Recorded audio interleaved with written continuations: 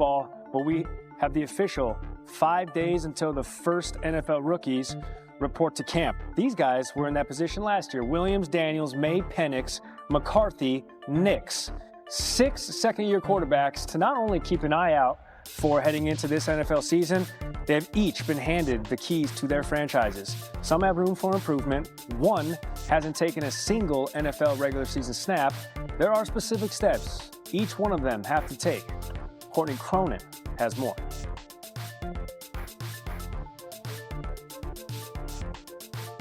The 6 first-round quarterbacks drafted in 2024 show varying degrees of development.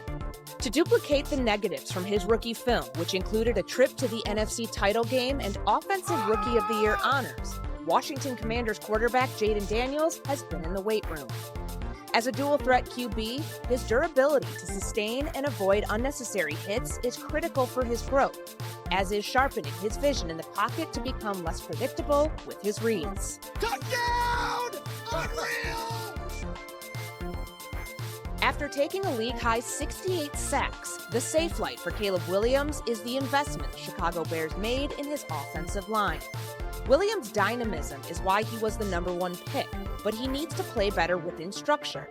Coupling his talent with new coach Ben Johnson's innovation is what the Bears believe will produce results.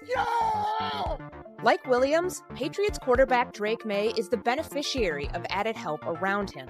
May's arm talent flickered as a rookie. With a new offense, play caller, and receiver talent, the New England QB is starting to find his stride. Perfect dime from Drake May! The Broncos were the surprise team in the AFC, led to the playoffs by Bo Nix. Continued use of his mobility is what Denver hopes will catch defenses off guard, along with his improvement in feeling pressure and consistency on intermediate throws. That's a Denver touchdown!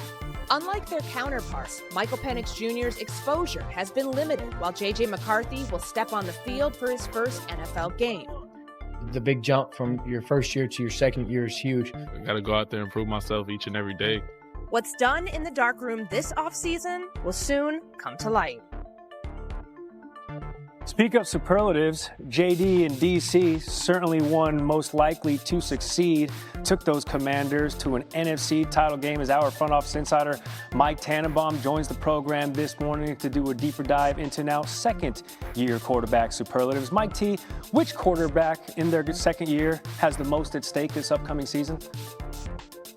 Caleb Williams, Gary. No team added more for a young quarterback than the Chicago Bears, starting with Ben Johnson, an outstanding quarterback developer. And then you go back to the offseason, 3 veteran offensive linemen led by Joe Thuney. And then you look at what they did on the outside, drafting Luka Burton to go with the receivers they added a year ago, led by Roma Dunze.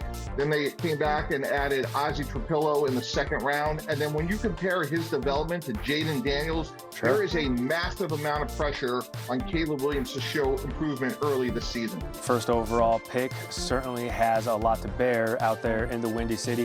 Which second-year quarterback is most likely, this is a good one, to make an appearance in Super Bowl 60, Mike T? And we're not talking about Radio Row. We're talking about somebody who might actually be playing. Jayden Daniels, Gary, this one's easy. They got to the championship game as a rookie, and you look at all the things they did. They added Laramie Tunsil at left tackle, Josh Connolly, their first-round pick at right tackle. They added Deebo Samuel, and then traditionally you have a big increase in your first off-season program, meaning between your first and second year, working with a great quarterback developer in Cliff Kingsbury, their offensive coordinator, a great head coach in Dan Quinn. I'm very bullish on the Commanders and Jayden Daniels. Just an all-NFC East affair in that NFC title game. All right, Mike T, what about this one? Which second-year quarterback most likely to be an MVP dark horse? Bo Nix of the Denver Broncos, Gary, and here's why. If we're talking about the Broncos competing with the Chiefs in a meaningful way, it's going to start with their defense, but Bo Nix was extremely efficient as a rookie, better than candidly I expected. They went out and added R.J. Harvey in the draft, a running back, and Evan Ingram, which will just make Bo Nix even more efficient. And you think about what Sean Payton did with Drew Brees, I think Bo Nix is on that sort of trajectory. And if we're talking about a surprise team in the Broncos, which a lot of us are, it's going to be led by their second-year quarterback, Bo Nix. Yeah, Trevor Scales has been saying Bo Nix is the best quarterback in that AFC West. What we doing? He didn't say that. Bo Nix did lead all rookie quarterbacks in passing yards and passing touchdowns last season. Mike Tannenbaum, great to see you as always, my friend. Thanks so much. Like, say what? When he saw his kid there, but so are Steelers fans. It's the Fowler Files with Jeremy Fowler now. And Jeremy, TJ Watt, he's the top of the conversation here. He continues to want more money, but as we all know, more money, more problems. So what specifically is holding up a new contract? Well, people I've talked to around the league, Scooby, believe that it's guaranteed money, it's term length. A lot of the details that get sticky this time of year, especially as you're leading up to training camp. And I talked to somebody with the team who said, look, these are complicated deals to do, but we are working on it. We want TJ Watt here. So there's not a lot of traction right now as far as a potential trade, although there would certainly be a lot of interest if the Steelers would tap into that. But this is a situation where he's probably going to be the highest paid edge rusher in the league when this is all said and done. It just depends on when the Steelers can do it. Typically, they like to do their deals either around training camp or leading into week 1. So this is far from over. Yeah, so continue to wait on that, Steelers fans. But within that division is another pass rusher hoping to get paid. Bengals all-pro rusher Trey Hendrickson, and during voluntary workouts, he said it's starting to get personal with the way that they were talking over his contract. I mean, America, it was getting messy. But there is some good news here. What is it? So it's been a little sticky for sure, like you said, but they have resumed talks in recent weeks. They've been in communication. That is the good sign. It has not led to a deal as of yet, but Cincinnati's plan all along has been to sign and extend their 3 top stars, Jamar Chase, T. Higgins, and Trey Hendrickson. They got the 2 done. They know they need this guy. 17.5 sacks. He was carrying that defense at times last year.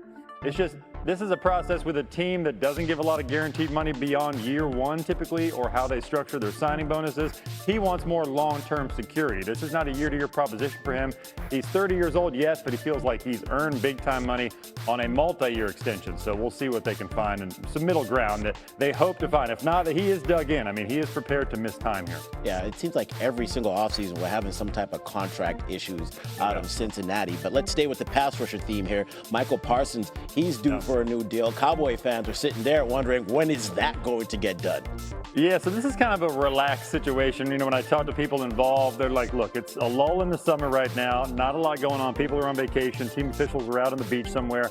Once they reconvene for training camp, Dallas will probably lock in on this a little bit more. Typically, they do their deals late in the calendar, you know, late August, early September. We've seen that with CeeDee Lamb, Dak Prescott, some of their other big deals. They are dedicated to doing this, though, and he's almost a separate situation than those other 2 guys we just talked about, because they're in their 30s, they're going on their 3rd contract. This guy's right in his prime, mid-20s, dangerous player, so he's going to get a massive number. It just depends on when they do it. Shouldn't be a problem. The Cowboys got a lot to spend here. They also got Tyler Smith, one of the top guards in the NFL, who's eligible for an extension as well. Yeah, good for the Cowboys. Always got big money. Everything's bigger in Texas. And we know in a pass-happy league with talented quarterbacks, you need these guys. Parsons, Watt, and Hendrickson combined for 41 sacks last season. If your team won't sign them, someone else will. All right, to the NFL, where the development of second-year quarterbacks will be one of the major storylines of the season. So y'all know what time it is. It's time to open up them